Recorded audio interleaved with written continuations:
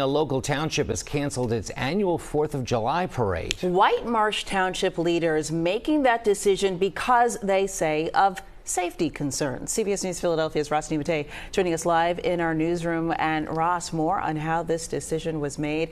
It seems as though they're taking a big step here. Yeah, Janelle, this was not an easy decision. According to Whitemarsh Township officials, they conducted a thorough review of parade safety and concluded that holding the event presented an unnecessary risk to the community. Take a look at some video from last year's parade. It runs about a mile long from Crescent Avenue down Germantown Pike to Miles Park. According to Whitemarsh Township officials, this decision to cancel this year's parade was the result of meetings between the township staff, the police department, and the emergency management office. Leaders looked at the personnel and the resources it would take to secure not only the parade route, but the surrounding streets as well, and said it doesn't make sense to move forward with the parade.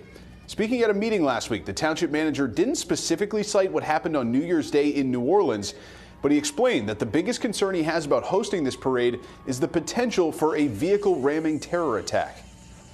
We can't safely have a parade and have everyone feel safe if we don't do everything that we're looking at for this parade to eliminate any kind of vehicle incursions or anything like that. Trust me when I tell you that we appreciate the tradition of the parade. As I said, we wish there was a better choice. In this case, we don't believe there is. And Whitemarsh Police Chief Christopher Ward released a statement about the decision. It reads, in part, quote, "Unfortunately, the society we live in today has changed, and what people are willing to do to risk the safety and security of our communities has increased to a point that we never would have imagined," end quote.